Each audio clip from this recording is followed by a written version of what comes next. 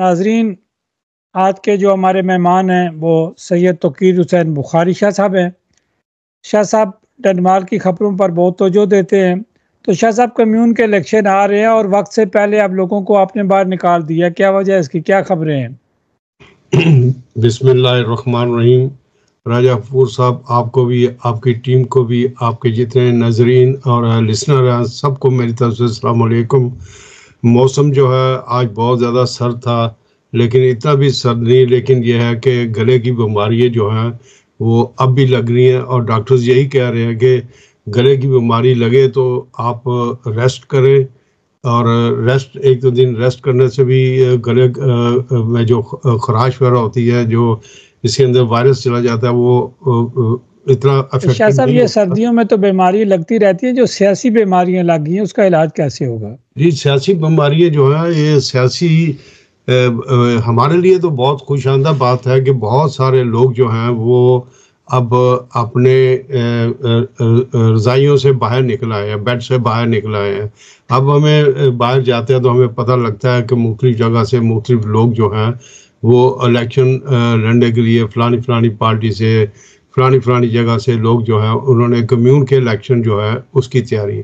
फल्के think का अभी तक कोई भी कैंडिडेट जो है वो सामने नहीं आया, लेकिन जो कम्यून के कैंडिडेट्स हैं वो सब के सब आ गए हैं।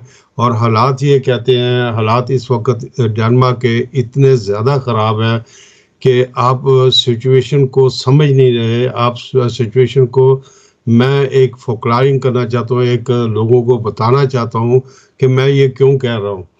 देखें, अमेरिका ने अपने नेबर कंट्रीज़ मैक्सिको और कनाडा और पनामा के ऊपर जो है पाबंदियाँ लगाई हैं, और उनको अपने ज़ेरे असल लाने के लिए उसने हर किस्म की धमकी दी है।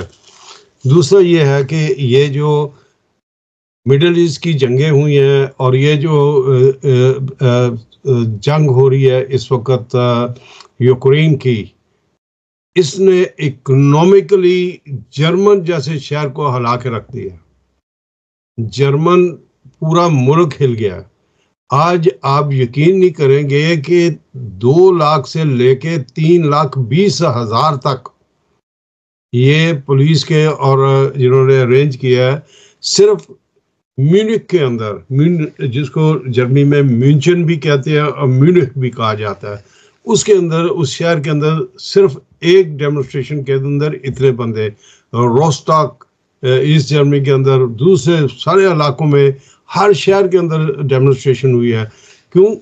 कि वहाँ के अंदर जो राशिस्ट पार्टी है अल्टरनेटिव, उसने ये दावा किया है कि मैं जब ये जो इलेक्शन आ रहे हैं अभी, इसके अंदर मैं वोट लेके तो मैं अपनी हुकूमत बनाऊंगा, और अपनी हुकूमत बनाने के बाद जितने भी यहाँ पे असाइलम सीकर हैं और जितने यहाँ पे मसाजिद वाला दूसरी चीज़ें हैं, मुसलमान, दूसरे गैर मुस्लिम, इन सबको मैं मुल्क से निकाल दूंगा। वही बात जो ट्रंप कह रहा है। अब उससे हालात जो है उसके ख़िलाफ़ लोगों ने डेमोन्स्ट्रेशन की है, और उन्होंने कहा है पूरे जर्मनी के अंदर, उन्होंने कहा जो मर्जी है अपने मुल्क के हालात ठीक करें, और इन फॉरेनर्स के ऊपर जो कानून बना जा रहा है इसको रोका जाए। ये जो राशिज्म हेट है जो, इसको रोका जाए। तो ये फॉरेनर्स के हक के अंदर और इस मुल्क के हक के अंदर जो लोग वहाँ डेमोक्रेट लोग हैं उन्होंने आज आवाज़ उठाई है, और ये बहुत अच्छी है। और इसके साथ आप ये देखें कि जर्मनी की जीडीपी तकरीबन 0.1 पे चली गई थी। इतना ज़्यादा उसको इस वॉर की वजह से नुकसान हुआ है। आपको पता है कि जर्मनी में बहुत ज़्यादा फर्म्स जो हैं, फैक्ट्रीज जो हैं, वो गैस से चलती हैं, कोयले से, जो उनका अपना कोयला निकलता है उससे चलती हैं। तो रशिया से गैस और बिजली की बंद हो जाने की वजह से काफ़ी नुकसान जो है वो जर्मनी को उठाना पड़ा है, और उनको बहुत ज़्यादा धचका। इसी तरीके से फ्रांस, बेल्जियम, हॉलैंड, इन ममालिक के अंदर बहुत ज़्यादा जो है इस वक्त परेशानी की हालत में है कि हमारे साथ क्या होगा। क्योंकि अमेरिका ने तो जो शाह साहब ये तो बड़े मुल्क थे, इन्होंने सोचा नहीं ये सिर्फ बिजली की गाड़ियों की तरफ लगे रहे कि हम ये बिजली की गाड़ियां बनाएंगे, बिजली की बैटरियां बनाएंगे, इसी पर गाड़ियां इतनी महंगी करते जा रहे हैं। ये इन्होंने जो था आप ये देखें कि जो बाइडेन की जो गवर्नमेंट थी अमेरिका की, उन्होंने अवाम का तो सोचा नहीं है। उन्होंने ऐसी चीज़ें जो है प्रोडक्शन करनी शुरू कर दी जिससे उनको फ़ायदा था और दूसरे मुल्कों को नुकसान था। आप डेनमार्क के अंदर देख लें कि बिजली जो है 2 साल पहले कितनी सस्ती थी और अब 2 साल बाद कितनी महंगी होगी और अब कितनी महंगी होने जा रही है। डेनमार्क की इकोनॉमिक जो है इनके पास कितने रिजर्व पड़े हुए हैं। देखें, अगर खुदा ना करे अमेरिकन कोई चीज़ हल्ला गुल्ला कर देते हैं ग्रीनलैंड के अंदर, और यहाँ उनकी फौजें जो हैं वो ऑलरेडी बैठी हुई हैं यूलैंड के अंदर, तो ये हमारा मुल्क है। हम भी डेंचों के साथ खड़े हैं, शोल्डर शाना बशाना उनके साथ खड़े हैं। तो यहाँ के हालात क्या होंगे, क्योंकि हम भाग के तो कहीं नहीं जा सकते, इसी मुल्क में रहना है, इसी मुल्क के लिए हमने काम भी करना है। तो मसाइल जो हैं सियासी तौर पे इसको बड़ी आसानी से हल कर मसाइल सकते की आप बात कर रहे हैं, पहले बात कर लेते हैं कम्यून्स की। तो कम्यून्स में जो मसाइल हैं आपके, मेरे या सब लोगों के, बच्चों के स्कूलों के मसाइल हैं, पेंशन के मसाइल हैं, और बाकी अब जो नवंबर में इलेक्शन होने जा रहे हैं, और लोगों ने जो आपकी बात है, आपने जोर लगाया मीडिया पर, लोगों को कन्विंस किया कि कम्यून के इलेक्शन में हिस्सा लें। लेकिन अब हमने सुना है या देखा, आप बेहतर बता सकते हैं कि ब्रांडबी कम्यून से जो है काफ़ी कैंडिडेट आ रहे हैं। ब्रांडबी कम्यून से तो हमारे डिप्टी मेयर बुखारी साहब जो हैं वो तो सोशल डेमोक्रेट की सीट पे कम्यून का इलेक्शन लड़ेंगे। मजबूत कैंडिडेट हैं। उनको थोड़े से भी वोट पड़े तो वो इंशाल्लाह इनसाइड होंगे और वो पार्टी लिस्ट के ऊपर हैं, उनको कोई प्रॉब्लम नहीं, और वो बड़ा अच्छा काम एज ए डिप्टी मेयर बहुत अच्छा काम कर रहे हैं।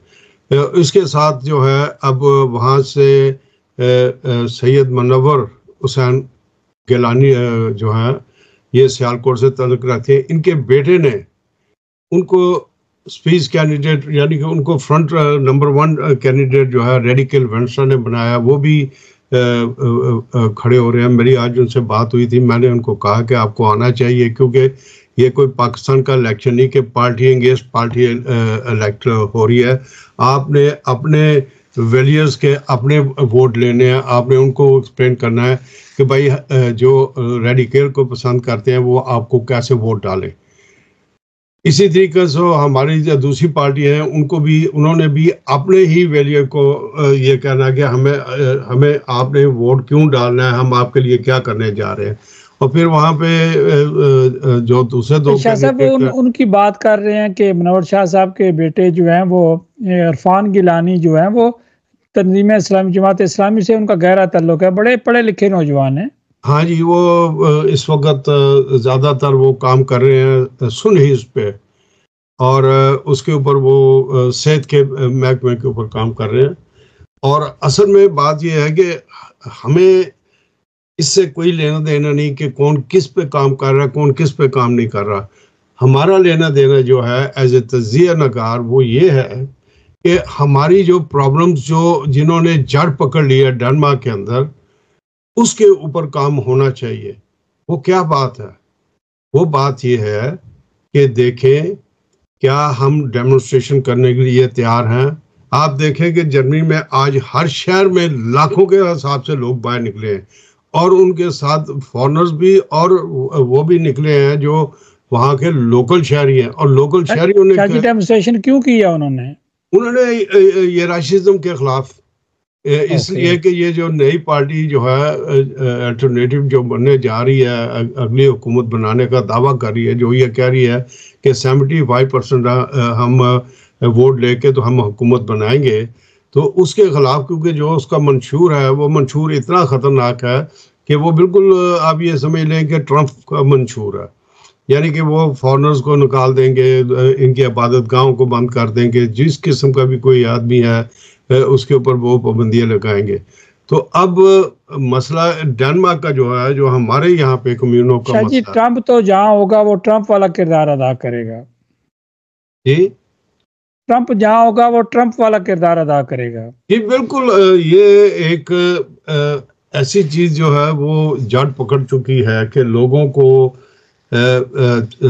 को सोशल मीडिया पे और आप जो है वो आप मीडिया के अंदर आकर आप लोगों को अवेयरनेस दें कि भाई असल में बात क्या है।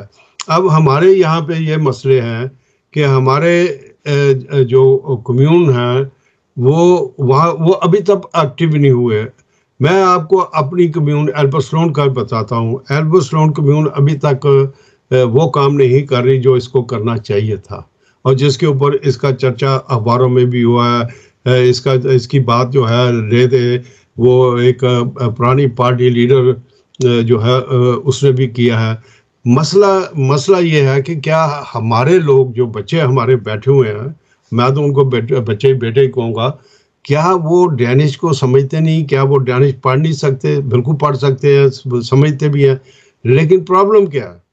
प्रॉब्लम यह है कि वो उनके अंदर वो जुर्रत नहीं, वो करेज नहीं कि वो वहां पे खड़े होकर वो बात करें। वो मेरे और आपके सामने और दूसरों के सामने जिनके अंदर जुर्रत है, वो करेज है, वो लोग कहाँ हैं? वो सब सर्दी बहुत ज्यादा बाहर, तो वो सब जो है वो या उम्र का तकाजा है कि बस अब बीमारियों ने घेर लिया है? नहीं, बीमारी तो नहीं, मेरा ख्याल में है कि वो सब के सब जो है वो बिस्तरों में सो गए हैं। और जब यहाँ के हालात ज्यादा होंगे, अब आप ये हिसाब लगा लें, या किसी पार्टी की तरफ जीत नजर आएगी, जीत नजर होगी कि ये पार्टी का कैंडिडेट जीत रहा है तो हम उस तरफ चल पड़ेंगे। जी, आज आप ये देखें कि आज पीडीएम ने एक नया शोशा यहाँ पे छोड़ा है कि उसका 5-6% जो है उसका वोट एकदम बढ़ गया। अच्छा, ये वोट उसका सोशल डेमोक्रेट का किस तरह बढ़ा है? ये एक ऐसी बात है कि ये भी यहाँ पे भी लिफाफे जो हैं वो चलते हैं। क्या जी, 5-6% बड़ा वोट है जी, लेकिन इसकी बैकग्राउंड क्या है, इसकी वजूहात क्या है? ये क्यों एकदम जो पिछले हफ्ते तक यहाँ पे वो 17, 18, 19% पे जा रहे थे, अब वो यकमुश्त जो है वो 23-24% पे चले गए हैं। तो ये एकदम क्या उन्होंने कोई तजिया कराया या उनको कोई बैकअप हुई है? अभी तो वो कह रहे हैं कि लास्ट लुक ये कह रहा है कि आप हर सूरत जो है वो वॉर टैक्स लगाएं आवाम के ऊपर, पेंशनर्स के ऊपर भी, इनवलीद के ऊपर भी, बीमारों के ऊपर भी, हर पैसा छीने इनसे, पैसा निकाले इनकी जेब में से, और इस तरीके से पैसा निकाल कर। ये वो लास्ट लुके हैं जिनके दौर में इंटीग्रेशन की जो वजीर थी, सबसे ज्यादा गैर मुल्कियों के लिए कानून सख्त किए गए, ये वो लास्ट लुके हैं। बिल्कुल जी, सबसे ज्यादा। और अभी भी देख लें कि ना सोशल डेमोक्रेट, ना एसएफ, ना वेंस्ट्रा, ना ये लास्ट लुके की पार्टी ने कोई भी एक कानून जो है उसको डिमोलिश नहीं किया। आपको मैं एक बात बताऊंगा। तो ये क्या इन इस लिस्ट ने, तो एसएफ ने क्या किया है? यही मैं आपको बताने जा रहा हूं। अभी पिछले साल 2024 में जिन्होंने तकरीबन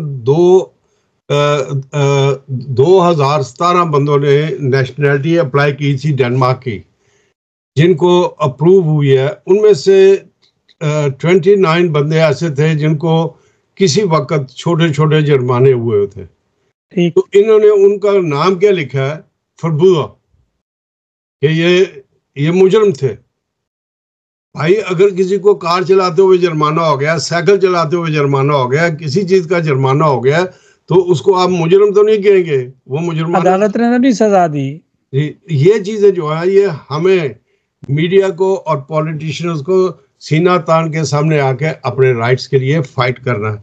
और ये जो लफ्ज उन्होंने, साहब आप उस लीडरों की बात कर रहे हैं, लोग विले बनाएं या अपने घर बनाएं, बड़ी गाड़ियां खरीदें, अच्छे कपड़े पहने, अच्छी जगह पर जाएं, दुनिया की सैर करें, आप किस तरफ लग पड़े हैं शाह साहब? जी, मैं तो इनको कह रहा हूँ कि ये सब कुछ छिन जाएगा। ये आपके लिए जो इन्होंने कवानीन बनाए हैं उनको जरा वो लॉ फोर्सलेट पढ़े। वो इतने गंभीर हैं कि वो आपकी कोई नहीं सुनेगा। आपको तो इंसाफ तक नहीं मिलेगा इस मुल्क के अंदर। आप कौन सी बातें कर रहे हैं? आए डिबेट करें। जो लोग ये कहते हैं कि हम बेहतरीन डैनिश बोलते हैं, बेहतरीन डैनिश को समझते हैं, कानून को समझते हैं, मैं तो उनको ओपनली कहता हूँ, भाई कोई चैलेंज नहीं है, आओ मुझे शर्मसार करो। मैं अब अगले महीने शाह साहब डैनिश तो बड़े हमारे वकील भी हैं, डैनिश बोलते हैं, तो वो किधर है? वो क्यों नहीं होगा आगे आते? वो क्यों नहीं इलेक्शन लड़ते? उनको आप 5,000 10,000 उनकी फीस देंगे तो वो एक घंटे आधे घंटे के लिए आपसे बात कर लेंगे, क्योंकि यहाँ हर एक बंदे का जो बात है वो रोजी। देखें, कोई बंदा जो है इस वक्त हमारे अंदर जो गबियत भर चुकी है, हमारे अंदर जो नफरत है, वो हम शाह साहब ये तो कब्र तक जाएगी। बिल्कुल, यहाँ पे कोई भी बातें अच्छी करने से नफरत दूर नहीं होती शाह साहब। नहीं, इन लोगों को ये सोचना चाहिए कि अगर हमने अभी आवाज ना उठाई, हमें पढ़ाई का फायदा क्या है? हमें कल को लोग क्या हमें कहेंगे? हमारी मेजॉरिटी बच्चे। लेकिन ये जो आप वजह नहीं बताते कि आज भी लोग कहते हैं जी अभी जल्दी आप बात कर रहे हैं। शाह साहब जल्दी बात करते हैं, अभी तो तकरीबन साल पड़ा हुआ है। शाह साहब तकरीबन साल पड़ा हुआ है। साल से पहले ये कई कानून तब्दील करा सकते हैं। इनके आने से कानून तब्दील नहीं होगा, इनके बोलने से कानून तब्दील होगा, इनकी डेमोन्स्ट्रेशन से कानून तब्दील होगा। इनके जब ये कोई मिनिस्टर बुलाते हैं या कोई मेंबर ऑफ पार्लियामेंट को बुलाते हैं या अपने बाउलेंस में बैठते हैं, वहां बैठ के इनको पावर श्योर करनी चाहिए। इनको एक हाथ में डेनमार्क का कॉन्स्टिट्यूशन आइन पकड़कर उस बुक को और इस लॉ को बताना चाहिए कि क्या ये आइन के मुताबिक है। ये जो इनके ऊपर भी पाकिस्तान की तरह वो दफा 6 लगनी चाहिए कि ये लोग क्या कर रहे हैं। इनके पास जरूरत नहीं है। मैं कोई बहुत शाह साहब जरूरत की बातें तो हम सुनते रहते हैं। देखे ना, हमने सुना था आज गालबन 8 तारीख है शाह साहब जी।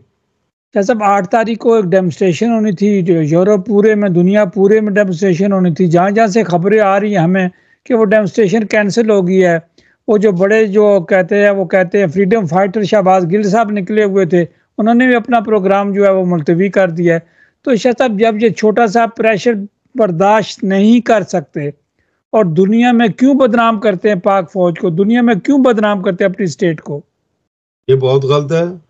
और इसके अंदर हर बलादरी जो खुसूसी तौर पे डेनमार्क में हमारे जितने पिंडी से लोग, जेलम से, गुजरात से, सियालकोट में से, इनके हर ख़ानदान के अंदर जो है वो फ़ौज में आदमी हैं। और मेजॉरिटी का मैं जानता हूँ कि बहुत ज़्यादा लोगों के ख़ानदानी तल्लुकात हैं, रिश्तेदार हैं फ़ौज के अंदर। फ़ौज हमारी पाकिस्तान की है। फ़ौज के ख़िलाफ़ हमें नहीं बोलना चाहिए। अपने मुल्क के किसी इदारे, आप पहले अपनी ऑर्गेनाइजेशन बनाएं। जब तक पीटीआई की यहाँ पे आपसे एक सवाल है शाह साहब, सियासी सवाल है आपसे, मासूमाना सवाल है शाह साहब। पहले इमरान खान साहब ने नफरत क्रिएट की अमेरिका के बारे में कि मुझे अमेरिका ने निकलवाया, फिर नफरत क्रिएट की पाक फौज के बारे में, फिर नफरत के क्रिएट की बाकी सियासी लीडरों के बारे में, मजहबी लीडरों के बारे में, सब के साथ सुलह करके, और एक तरफ फिर अब फौज के खिलाफ नफरत दोबारा क्रिएट कर रहे हैं तरीके से। मिलना भी चाहते हैं, खत भी लिखते हैं। देखें जी, इस हमा में सब नंगे हैं। जो आए हैं वो भी अमेरिका ही लेके आया है। दरअसल ये अमेरिका नहीं करता, ये इंग्लैंड करता है। ये जितने भी आते हैं ना, ये पास आउट होते हैं, जाते हैं, सीधा इंग्लैंड चले जाते हैं। कोई अमेरिका नहीं जाता, ये इंग्लैंड जाते हैं। इनकी सियासी लोगों का शाह साहब, सियासी लोगों का इंग्लैंड में है। शाह साहब सियासी लोगों का जो पीएम में है वो इंग्लैंड में है। बिल्कुल जी। उनका अकेडमी जो है, कूल अकेडमी, वो इनकी इंग्लैंड में है। और इंग्लैंड ही बेहतर समझता है कि हम किस को ऐसा बुलाएं। देखिए, मेरी आज बात हो रही थी तो मैंने एक बंदे को जबरदस्त उसको मैंने कहा, डांटा। मैंने कहा देखो डैनिश साहब, मैंने उसको कहा तुम क्या समझते हो पाकिस्तान को? मैंने कहा 1958 से लेके 1962 तक पाकिस्तान, मैं कहा एशिया की सेकंड बिगेस्ट इकोनॉमिक था जापान के बाद। मैंने कहा इंडिया तो भूख मर रहा था, भारत भूखा मर रहा था। मैंने कहा हमने हर चीज हमने बनाई। हमने जो है पीआईए को दुनिया की बेहतरीन एयरलाइन बनाकर छोड़ा और दूसरे ममालिक को हम ट्रेनिंग देते थे, माल्टा को, ये कतर को, दूसरे सब एयरलाइंस को। और उसके बाद मैंने कहा स्पार्को ने सबसे पहले कराची से एक मिसाइल जो है वो खला में भेजा। और मैंने कहा ये 1962 की बात है, आप गूगल कर लें, आप जैसे देख लें हिस्ट्री में, और ये ट्रू है। अब लोग कहते हैं जी हमारे लीडर ने एटम बम बनाया, हमारे लीडर ने ये किया, हमारे लीडर ने वो किया, ये सब झूठ बोलते हैं। नहीं शाह साहब, अगर बनाया, शाह साहब देखे, शाह साहब एक मिनट, शाह साहब अगर किसी ने बनाया तो वो स्टेट के लिए बनाया, वो मुल्क का मुलाजिम है। शाह साहब वजीर आजम मुलाजिम होता है 4-5 साल के लिए, वजीर मुलाजिम है। बिल्कुल, ये सारे के सारे, ये और आप और आपके और मेरे मुलाजिम हैं। बिल्कुल, ये तनख्वाह लेते हैं, ये स्टेट से तनख्वाह लेते हैं। शाह साहब देखें, ये सड़क या गली या मोहल्ले में कोई चीज काम करवाना, ये इनके बाप के पैसे हैं, ये आप लोगों के पैसे, आपका टैक्स का पैसा है, हुकूमत वक्त का पैसा है। 4 साल के लिए आते, पूरे पाकिस्तान के मालिक बन जाते हैं। बस यही तो प्रॉब्लम है, क्योंकि ये वो समझते हैं। शाह साहब आपके भी दोस्त, जो आपके भी भाई जो हैं, अपने दो बेटे वजीर बना के उसके बाद खामोश हो गए हैं। ये देखे ना, जिस दिन के वो बने तो मैंने भी तो यहाँ से फूल उतार दिए ना, मैंने भी तो शोल्डर से फूल उतार दिए। मैंने कहा ठीक है, शाह साहब फायदा तो कुछ नहीं हो, आपके फूल उतर गए, चौधरी शौकत साहब के फूल उतर गए, अब किसी के लगते ही नहीं है। मैंने तो उन्होंने तो छोड़ी है ना, तो मैं अभी स्टिल मुस्लिम लीग हूँ, लेकिन मैंने कोई ये तो नहीं कहा कि मेरी उनसे रिश्तेदारी। शाह साहब इसमें तो कोई शक नहीं, आज भी अगर मुस्लिम लीग के हैं तो वो आप हैं, आप चेयरमैन हैं, इसमें कोई शक नहीं। बात सिर्फ ये है कि आप इख्तलाफ करें, मैं इख्तलाफ करता हूँ उनसे, आप डैनिश सियासत करते हैं, आप डैनिश सियासत करते हैं, इसलिए इख्तलाफ करते हैं ही नहीं, आप राइट्स के लिए बात करते हैं। हमारे राजा साहब, हमारे दीन में है कि आप इख्तलाफ करें, आप बताएं। अब लोग जो मर्जी कहें, मुझे पता है कि उसको इमरान खान को मिसगाइड किया गया, और वो इसी मिसगाइड के अंदर अपने बात पे वो किसी दूसरे की बात समझती नहीं। शाह साहब देखे, आप तो फिर सियासतदान है, मैं तो आम आदमी हूँ। आम आदमी की गलती बर्दाश्त हो सकती है, किसी सियासतदान की गलती बर्दाश्त नहीं हो सकती। नहीं, जो मुल्क को नुकसान पहुंचाता है, जो मुल्क को नुकसान देता है, उसकी गलती जो है वो तो आप बर्दाश्त किया, आप बिल्कुल उसके नज़दीक नहीं आपको जाना चाहिए। देखे, ये MKM का, कभी हमने बात की है, अल्ताफ हुसैन जो था गद्दार वतन, उसके नीचे पूरी टीम थी, उसके साथ ये पंजाबियों को कत्ल कर रहे थे, सिंधियों को कत्ल कर रहे थे। तो क्या ये सारे के सारे फरूक वगैरह जो है, ये सारे के सारे स्टार फरूक वगैरह, शाह साहब पख्तूनों ने बड़ी कुर्बानी दी है। शाह साहब पख्तूनों ने कराची में बड़ी कुर्बानी दी है, पंजाबियों ने बड़ी कुर्बानी दी है। जो सारे के सारे, तो ये कोई ईमानदार है ये लोग? नहीं। इसी तरीके से GM सैयद था, वो पाकिस्तान के अंदर रहता हुआ पाकिस्तान की मुखालफत करता था। देखिए, मैं शाह साहब, लेकिन ये मेरे पास रिकॉर्ड की बात है, ये मैं आज खबर दे रहा हूँ, वली खान मरूम ने बड़ी मदद की।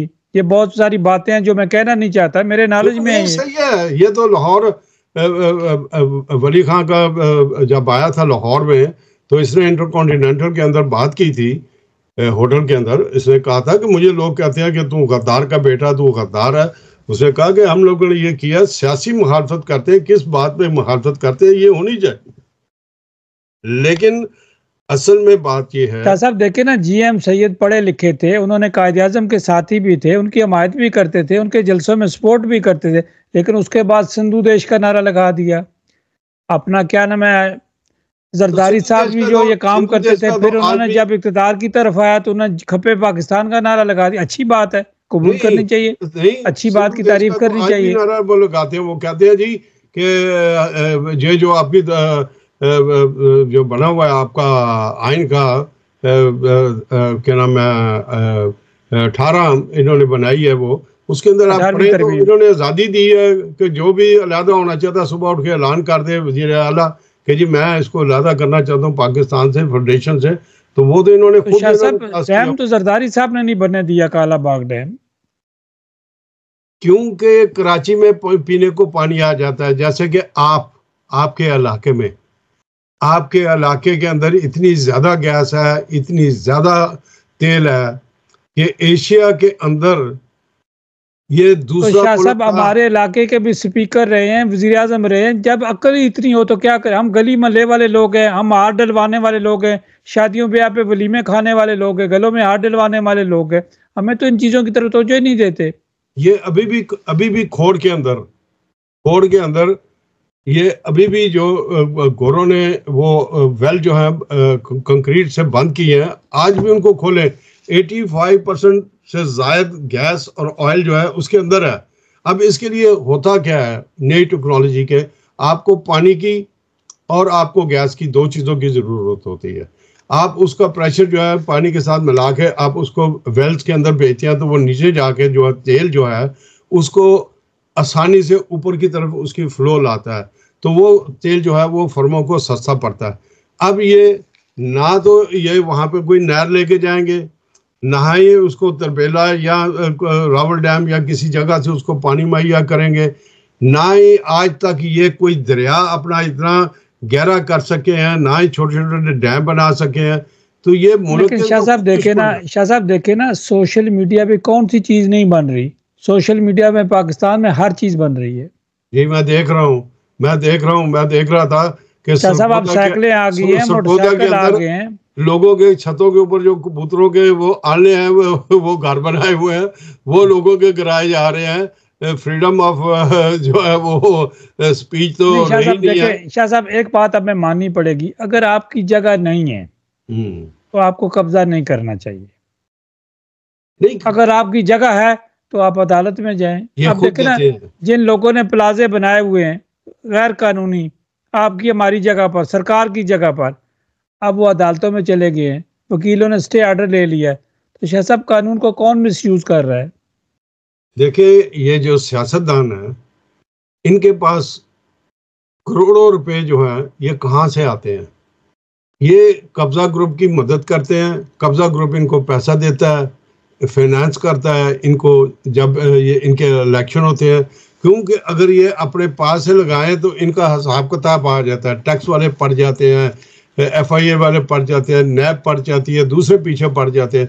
फिर ये कहते हैं अच्छा शाह जी तो आप राजा जी, अच्छा वो जी फलाना आपको दिया था, ठेका दिया था, फलानी जगह आपको कब्जा कराया था, आप अब बारी आ गई, आप वो पैसा लगाएं।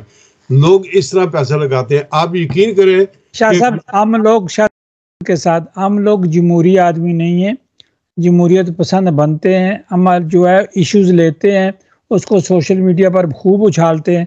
शाह साहब देखिए, अगर ये इमरान खान के साथ होते, उसके वर्कर उसके साथ होते, दिलो जान से साथ होते, जमहूरी तरीके से साथ होते, तो जमहूरी तरीके से डेमोन्स्ट्रेशन करते, वायलेंस ना करते। देखिए जी मैं तो ये कहता हूँ कि जब तक PTI की यहाँ तंजीम थी बड़ा अच्छा काम कर रहे थे, उनको दाद देनी चाहिए।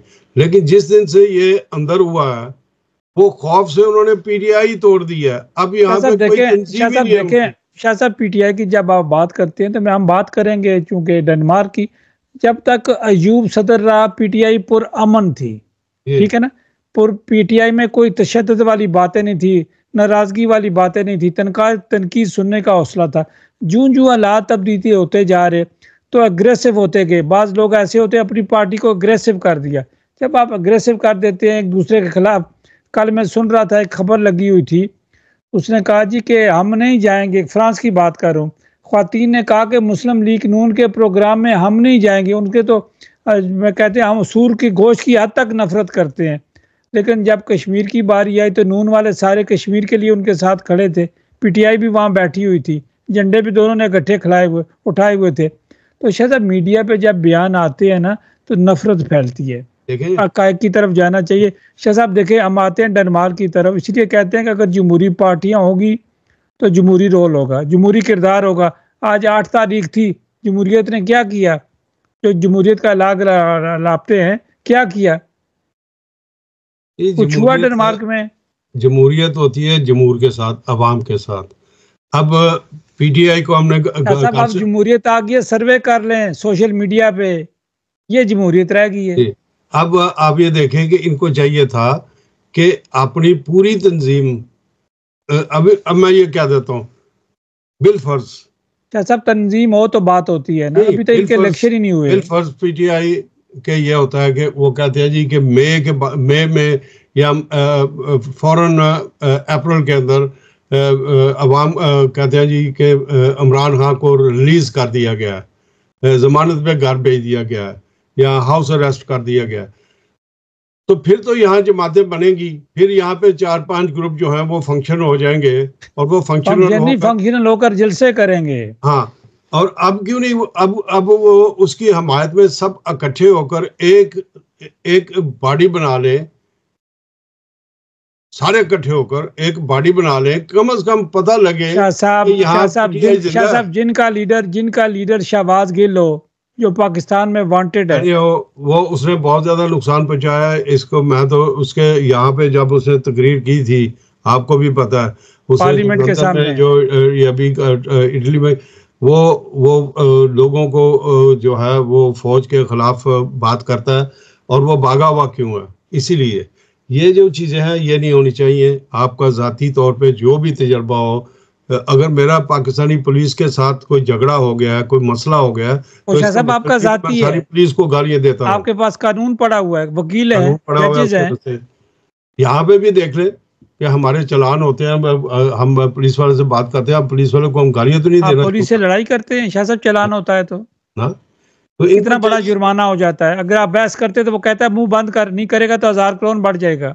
यहाँ आप देखें कि पीपल पार्टी की तंजीम है, यहाँ पे नून लीग की तंजीम है, यहाँ पे जमात इस्लामी की तंजीम है। ये जमहूरी लोग हैं ना, जमहूरियत पे चलते हैं ना। पीटीआई को मैं तो आज भी मशवरा देता हूँ, मैं तो अयूब को भी कहता हूँ कि चौधरी अयूब, बाहर निकलो, अपने साथियों को लेके एक तंजीम बनाओ ताकि तुम्हारे लीडर की एक बैकअप हो, तुम लोग उसकी बात करो। ठीक है, जब वो पार्टी जो है, जब तुम्हें इजाजत मिलेगी कि तो पीटीआई जो है वो अब आज़ाद होगी, या पीटीआई को उसका नाम मिल गया, उसकी हर चीज़, पीटीआई को तो पीटीआई का तो नाम तो मिल चुका हुआ है, क्योंकि वो तो जो शाह साहब आज सारे आपका मशवरा सुनेंगे, कल अयूब साहब के साथ मीटिंग कर लेंगे, एक फोटो लगा देंगे। करें, मैं तो खुदा की कसम खुश हूँगा, करें। देखे, नून लीग वाले करते हैं फंक्शन, हमें बुलाते हैं, हमारे साथ बात करते हैं, वो हमारे भाई हैं। दूसरे पीपल पार्टी वाले बुलाते हैं, हमें जाते। भाई बेशक आप किसी पार्टी से भी तल्लक रखते हो, लेकिन दूसरों के साथ, हमारे बहन भाई है सब, हमारा उनके साथ लेन देना, कोई हमारा यहाँ कोई जमीनों का झगड़ा नहीं है, कोई एक दूसरे को कत्ल नहीं हमने करना, ना मारना है, अल्लाह ना करे ऐसी बात हो। मैं इनको ये कहता हूँ कि सिर्फ ये अपने लीडर को सपोर्ट करो, समझ आ गई। आज अगर शाह साहब लीडर को सपोर्ट करना जमहूरी तरीके से होता है ना, लीडर को सपोर्ट करना वायलेंस का तरीका तो नहीं। उसको फंसा दिया इन वकीलों ने।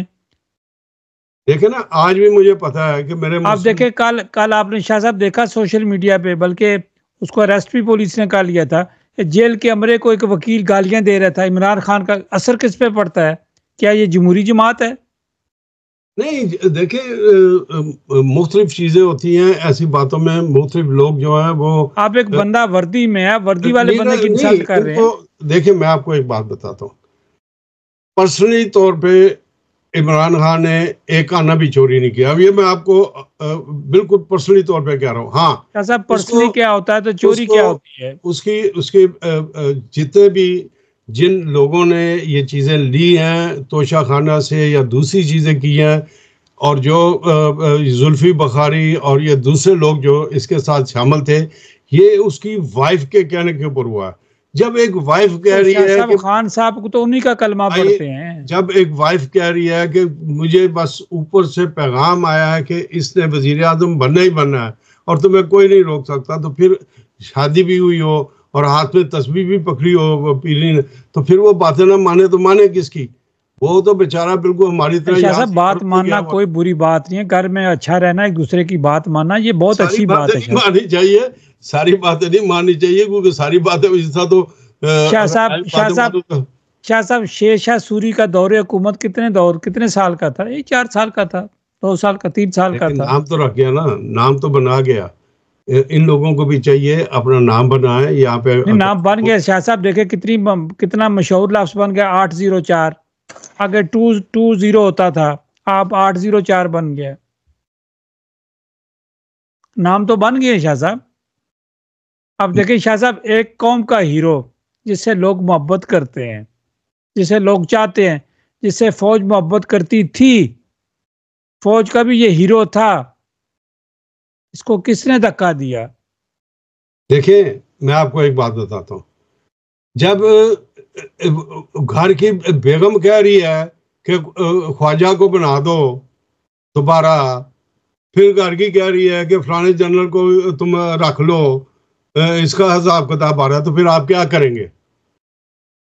समझ आ गई साहब? ये प्रूफ है, ये प्रूफ है। उसके अपने साथियों ने कहा है और इसके करीबी साथियों ने ये कहा है कि जो इसकी शादी वो जो थी अपना इंग्लैंड वाली लड़की प्ले गर्ल, उसके साथ जब इसकी शादी, शाह तो साहब ये जो जाती मामलात है ना, उसको इनको आप तलाक डिस्कस नहीं करते, ये इनके जाती नहीं, मामलात है। जाती नहीं है ये, हम सियासत की हद तक ये जाती नहीं होते, ये फिगर हो जाते हैं जब आप कौम के लीडर होते हैं। फिर आपकी देखिए कायदे आजम मोहम्मद अली जिन्ना का जनाजा क्यों पड़ा रहा, ये डिसाइड किया जी हम नहीं इसको करेंगे जी, यहाँ पे बरेलवी है, यहाँ पे ये शिया, उसकी बयान को क्यों इन्होंने नफरत की?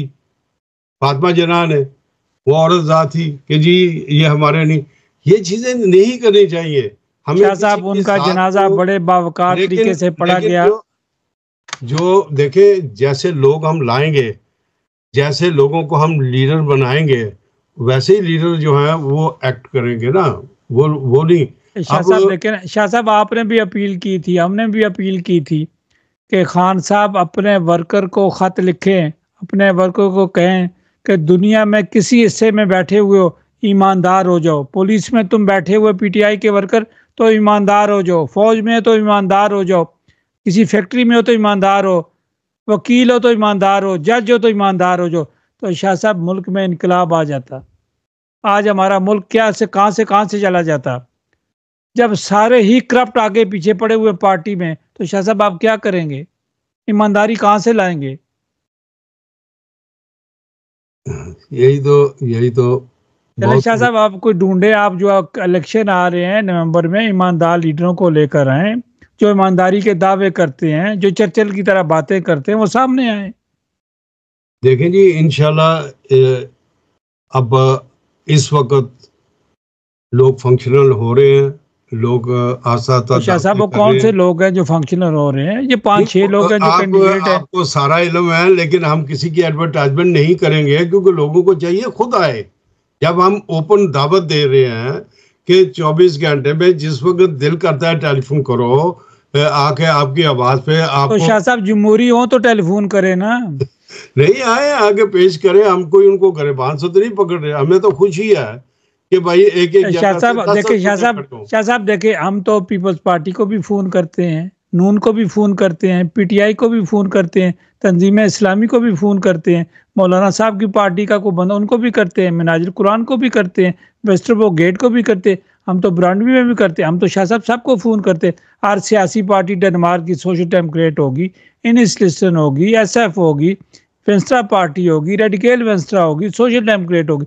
शाह साहब हम तो सब पार्टियों को फोन करते हैं, जमहूरियत कहती है। मैं आपको एक बात बताऊं, मैं बिल्कुल हल्फन ये बात कह रहा हूं कि अगर जितने हम इस वक्त कामयाब हुए हैं और जितने लोग इस वक्त कोपेनहेगन से भी और यहाँ वेस्ट आइलैंड से भी बाहर आ रहे हैं, ये लोग जब इनको आखिर अपने आप को शो करने के लिए आपके रेडियो का जरूरत पड़ेगी और ये आएंगे।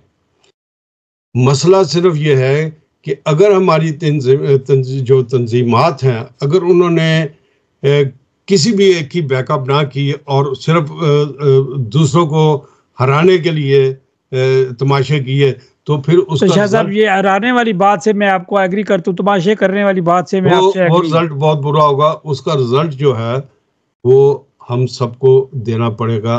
शाह साहब जिम्मेदारी का सबूत देना पड़ेगा।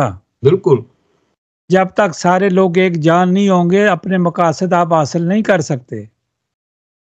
मैं आपको ये कहता हूँ कि आप फेसबुक खोल लें, आप यूट्यूब खोल लें, आप कोपेनहेगन स्टेशन पर चले जाएं, एयरपोर्ट पर चले जाएं, आपको उबर मिलेगी। और हम 2015 से लेके 2017 में इसी रेडियो पे, इसी प्रोग्रामों में हम हर हफ्ते उबर का जिक्र करते थे कि ये जो कानून इन्होंने बनाया है ये उबर लॉ है। लेकिन अब अगर लोग जो हैं वो इसको नहीं मानने को तैयार और लोगों को लॉस हो रहा है, तो ये लॉस बहुत बड़ा लॉस है।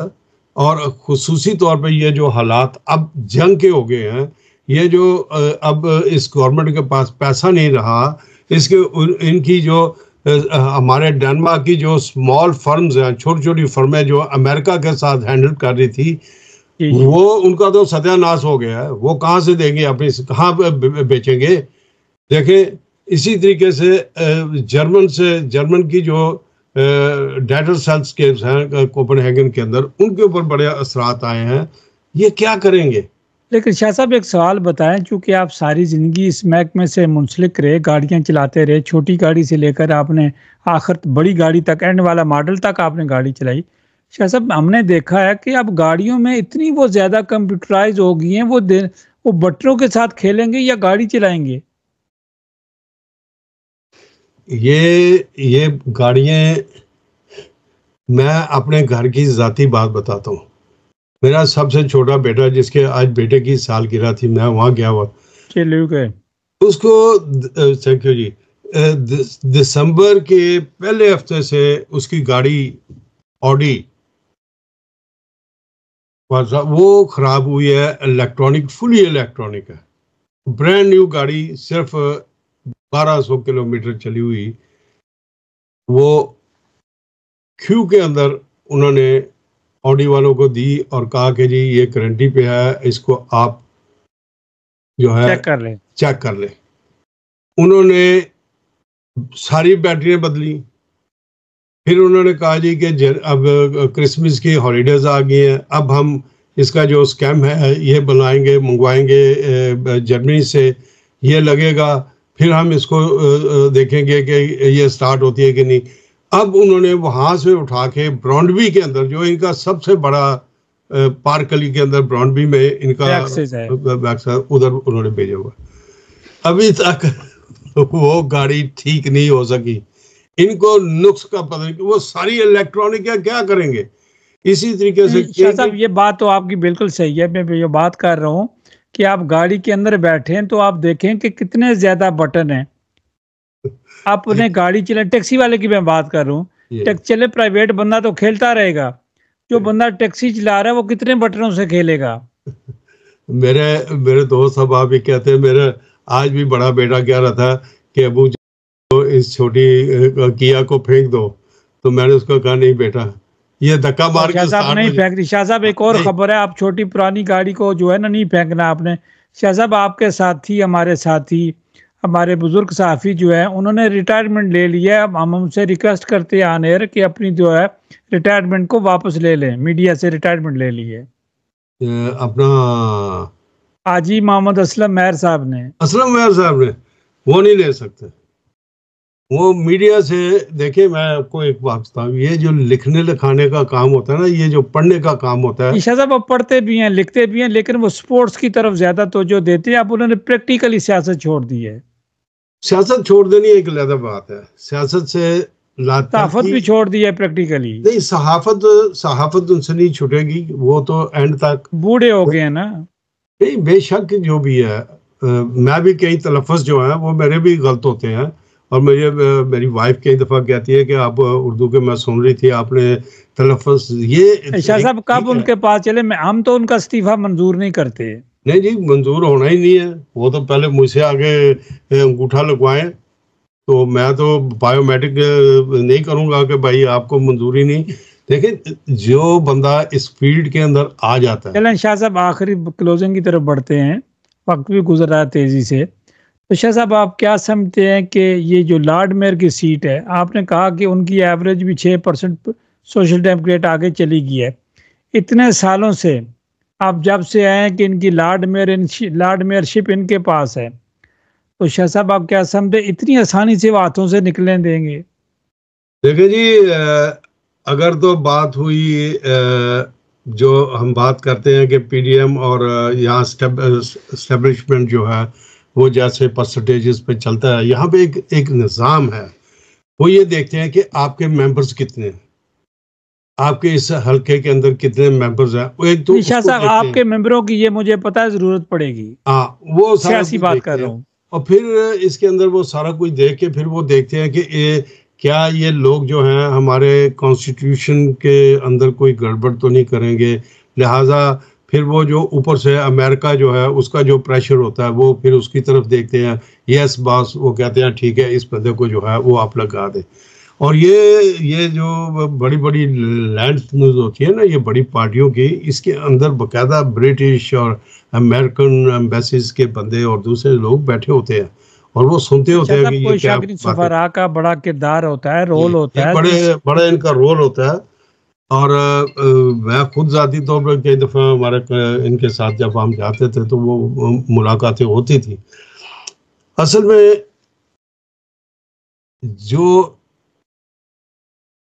ये जो महीना है फरवरी का, अगर इसके अंदर ट्रंप ने ये जो सैंक्शंस लगाई हैं ये यूरोप के ऊपर पूरी नफाद कर दी, और जैसे कनाडा ने और मेक्सिको ने डेनमार्क के लिए हमारा मुल्क है, हम इसमें रहते हैं, हम इनके साथ खड़े हैं, कोई भेजे ना अपने मौके नहीं, हम ट्रंप को ले आएंगे इधर आके हमारे साथ टैक्सी चलाओ, हम उसको कहेंगे यहाँ उबर चलती है तो उबर चलाओ, दौलत कमाओ, सीधी बात है। हम उसको कहेंगे आओ इधर कोई 10-12 टैक्सी डालो अपनी और एंजॉय करो। उधर क्या अमेरिका में क्या पड़ा हुआ है? तो ये तो हम उसको दावत देते हैं कि आजा भाई, कल को जो वो तुम्हें पकड़ के निकालेंगे तो तुम आओ।